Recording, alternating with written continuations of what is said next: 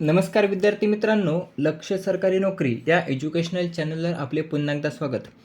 मित्रांनो, आज आपण पोलीस भरती, आरोग्य भरती, रेल्वे भरती तसेच इतर ज्या काही सर्वसेवा भरत्या असतात तर त्यासाठी लागणारे आवश्यक असे चालू घडामोडीचे प्रश्न या ठिकाणी आपण कव्हर करून घेणार आहोत, जे येणाऱ्या भरतीसाठी अतिशय उपयुक्त असणार आहेत.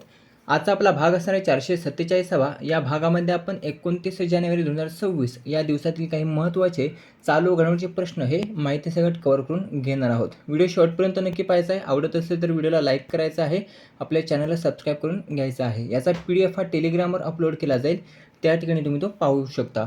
टेलिग्रामची लिंक ही डिस्क्रिप्शनमध्ये देण्यात आलेली आहे.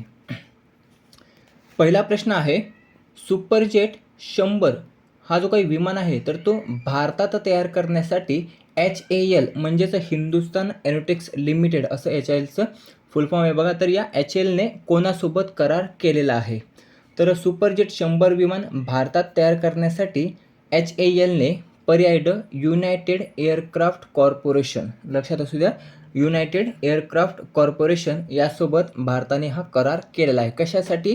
तर सुपरजेट 100 हे विमान भारतात तयार करण्यासाठी. आता हे सुपरजेट 100 विमान कोणत्या देशाचे आहे? तर ते रशिया देशाचे आहे. लक्षात असू द्या, रशिया देशाचे ते विमान आहे आणि त्याचं उत्पादन हे आपल्या भारतात व्हावं यासाठी HALने युनायटेड एअरक्राफ्ट कॉर्पोरेशन यासोबत करार केलेला आहे. HAL बाबत थोडेसे प्रश्न जे विचारले जाऊ शकतात ते आपण या ठिकाणी कव्हर करून घेऊया. HAL हिंदुस्तान एरोनॉटिक्स लिमिटेड, ज्याची स्थापना झाली होती 1940 साली.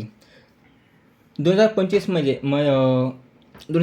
मध्ये म्हणजेच गेल्या वर्षी या HALला 49 वर्ष पूर्ण झाली. किती? 85 वर्ष पूर्ण झालेली आहेत. लक्षात द्या, हा देखील प्रश्न विचारला जाऊ शकतो.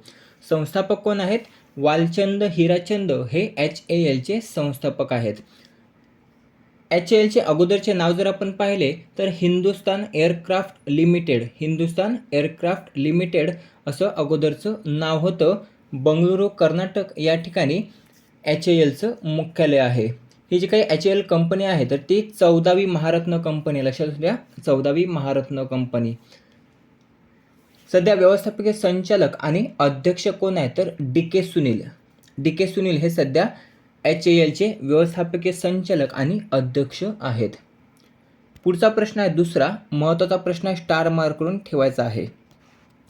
महाराष्ट्र राज्याच्या पहिल्या महिला मुख्यमंत्री ह्या कोण होणार आहेत? तर महाराष्ट्र राज्याच्या पहिल्या महिला मुख्यमंत्री ह्या पर्याय सुनेत्रा पवार, लक्षात असू द्या, अजित पवार यांच्या त्या पत्नी आहेत. नुकतंच अजित पवार यांचं निधन झालं होतं आणि त्यानंतर उपमुख्यमंत्री पद हे रिक्त झालं आणि त्यानंतर आता त्या जागेवर सुनेत्रा पवार, ज्या अजित पवारांच्या पत्नी आहेत बघा, तर यांची आता महाराष्ट्र राज्याच्या मुख्यमंत्री झाले, उपमुख्यमंत्री पदी बघा आता सुनेत्रा पवार ह्या शपथ घेणार आहेत. केव्हा? तर 31 जानेवारी 2026ला महाराष्ट्र राज्याच्या पहिल्या महिला उपमुख्यमंत्री म्हणून सुनेत्रा पवार ह्या शपथ घेणार आहेत. प्रश्न विचारला जाऊ शकतो, महाराष्ट्र राज्याच्या पहिल्या महिला उपमुख्यमंत्री कोण आहेत? तर सुनेत्रा पवार, ज्या अजित पवार यांच्या पत्नी आहेत. अजित पवार हे महाराष्ट्राचे कितवे उपमुख्यमंत्री होते? तर अजित पवार हे महाराष्ट्राचे 8वे उपमुख्यमंत्री होते. कितवे? 8वे उपमुख्यमंत्री. आता 8वे होते अजित पवार. पहिले कोण होते? नाशिकराव तिरपुडे, लक्षात असू द्या, नाशिकराव तिरपुडे हे महाराष्ट्र राज्याचे पहिले उपमुख्यमंत्री होते. उपमुख्यमंत्री पदाची जी काही सुरुवात आहे तर ती महाराष्ट्रामध्ये कोणत्या वर्षी झाली? तर 1978 साली महाराष्ट्रामध्ये उपमुख्यमंत्री पदाची सुरुवातही झाली होती. पुढील प्रश्न आहे तिसरा, लोकसभेमध्ये देशाचे आर्थिक रिपोर्ट कार्ड, आर्थिक सर्वेक्षण हे कोणी सादर केलेले आहे? प्रश्न हा देखील महत्त्वाचा आहे. तर लोकसभेमध्ये देशाचे आर्थिक रिपोर्ट कार्ड, आर्थिक सर्वेक्षण हे पर्याय ब अर्थमंत्री, भारताचे अर्थमंत्री निर्मला सीतारामन यांनी देशाचे आर्थिक रिपोर्ट कार्ड, आर्थिक सर्वेक्षण हे लोकसभेमध्ये सादर केलेले आहे. लोकसभेचे अध्यक्ष सध्या कोण आहेत? ओम बिर्ला आहेत बघा, ओम बिर्ला. राज्यसभेचे कोण आहेत? CP राधाकृष्णन आहेत. आर्थिक सर्वेक्षण हे देशाच्या अर्थव्यवस्थेचे वार्षिक रिपोर्ट कार्ड आहे. काय तर देशाच्या अर्थव्यवस्थेचे वार्षिक रिपोर्ट कार्ड आहे आर्थिक सर्वेक्षण, जे गेल्या वर्षभरातील आर्थिक परिस्थितीचा व्यापक लेखाजोखा हा प्रदान करत असते. हे जे काही आहे तर ते मुख्य आर्थिक सल्लागार व्ही अनंता नागेश्वरन, हे नाव लक्षात असू द्या, व्ही अनंता नागेश्वरन यांच्या नेतृत्वाखालील अर्थ मंत्रालयाच्या आर्थिक विभागाने तयार केलेले आहे. हे आर्थिक सर्वेक्षण हे मुख्य आर्थिक सल्लागार व्ही अनंता नागेश्वरन यांच्या नेतृत्वाखालील अर्थ मंत्रालयाच्या आर्थिक विभागाने तयार केलेले आहे. या रिपोर्टनुसार GDPचा अंदाज किती असणार आहे तर 6.8 ते 7.2, किती 6.8 ते 7.2 एवढा GDPचा अंदाज असणार आहे. पुढचा प्रश्न आहे 4. राज्य शासनाने राबवलेल्या 150 दिवसांच्या सेवा कर्मी प्लस कार्यक्रमामध्ये राज्यात कोणते विद्यापीठ हे अव्वल ठरलेले आहे?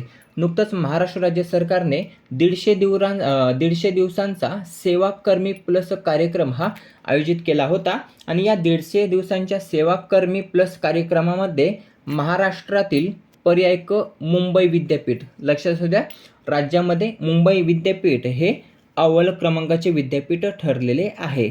या आपल्या मुंबई विद्यापीठाला 100 पैकी 80 गुण प्राप्त झालेले. किती 100 पैकी 80 गुण प्राप्त होत महाराष्ट्रातील 150 दिवसांच्या सेवाकर्मी प्लस कार्यक्रमामध्ये ते अव्वल विद्यापीठ ठरलेले आहे. पुढील प्रश्न आहे 5वा. माओवाद्यांविरुद्ध ऑपरेशन मेगापुरू मोहीम कोणत्या राज्यामध्ये सुरू करण्यात आली आहे?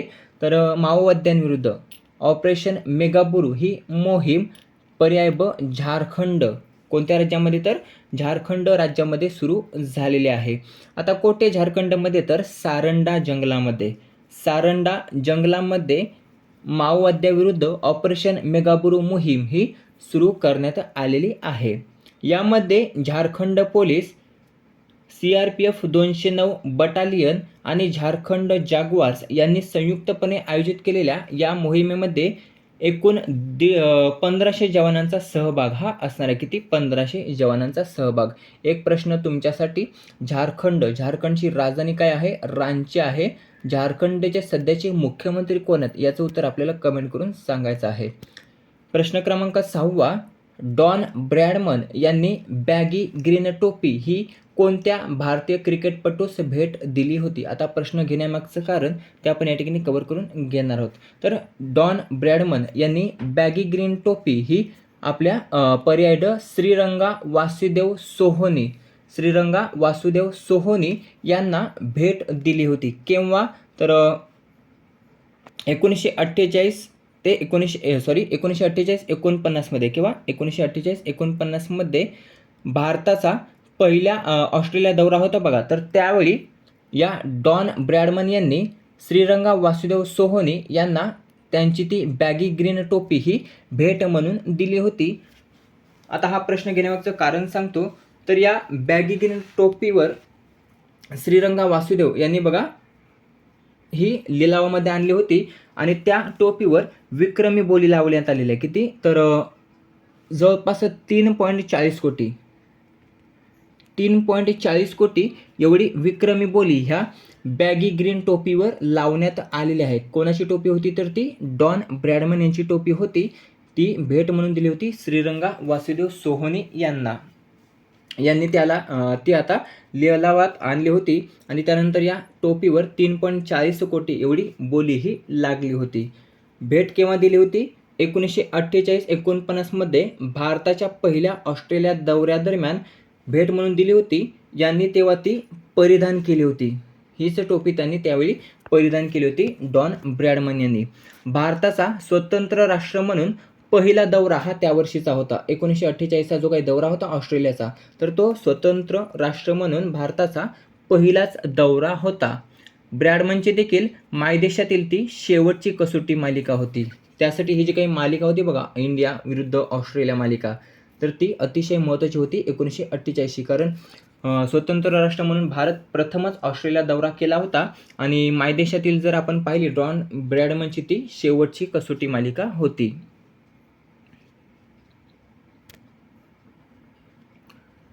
भारत आणि ऑस्ट्रेलिया या दोन देशादरम्यान बघा बॉर्डर गावस्कर ट्रॉफी आयोजित केली जाते.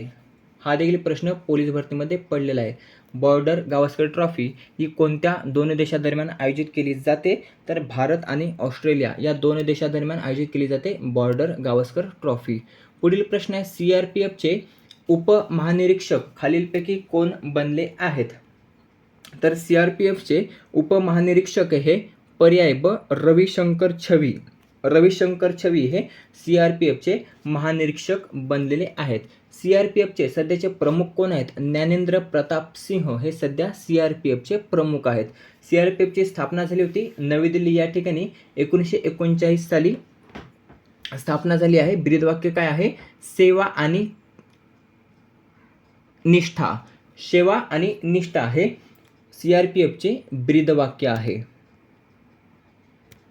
पुढील प्रश्न आहे 8वा, क्रिकेटमधून निवृत्ती घेतलेला केन रिचर्डसन हा कोणत्या देशाचा खेळाडू आहे?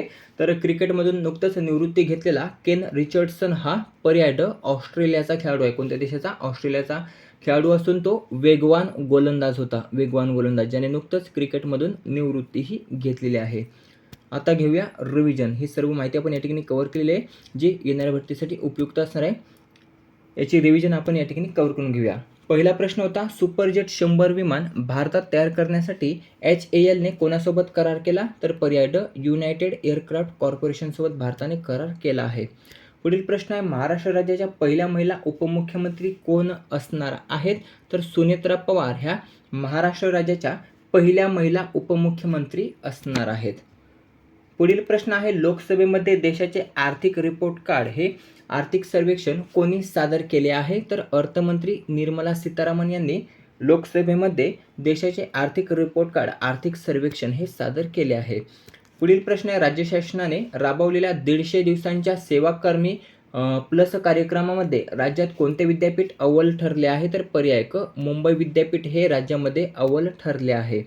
पुढील प्रश्न आहे, माओवाद्यांविरुद्ध ऑपरेशन मेघापूर मोहीम कोणत्या राज्यामध्ये सुरू करण्यात आली? तर पर्याय क झारखंड या राज्यामध्ये माओवाद्यांविरुद्ध ऑपरेशन मेघाबुरू मोहीम ही सुरू करण्यात आली आहे. 6वा प्रश्न आहे, डॉन ब्रॅडमन यांनी बॅगी ग्रीन टोपी ही कोणत्या भारतीय क्रिकेटपटूस भेट दिली होती? तर पर्याय ड श्रीरंगा वासुदेव सोहोनी यांना डॉन ब्रॅडमन यांनी बॅगी ग्रीन टोपी ही भेट म्हणून दिली होती. पुढील प्रश्न आहे, CRPFचे उपमहानिरीक्षक खालीलपैकी कोण बनले आहेत? रविशंकर छवी हे CRPFचे उपमहानिरीक्षक बनलेले आहेत. 8वा आणि शेवटचा प्रश्न आहे, क्रिकेटमधून निवृत्ती घेतलेला केन रिचर्डसन कोणत्या देशाचा खेळाडू आहे? तर पर्याय ड ऑस्ट्रेलिया देशाचा खेळाडू आहे केन रिचर्डसन, ज्याने नुकतंच क्रिकेटमधून निवृत्तीही घेतलेली आहे. मित्रांनो, अशा प्रकारे महत्त्वाचे 8 चालू घडामोडीचे प्रश्न या ठिकाणी आपण कव्हर केलेले जे येणाऱ्या भरतीसाठी उपयुक्त असणार आहेत. व्हिडिओ कसा वाटला कमेंट करून नक्की सांगायचा आहे. व्हिडिओ आवडला असेल तर मित्रांसोबत शेअर करायचा आहे.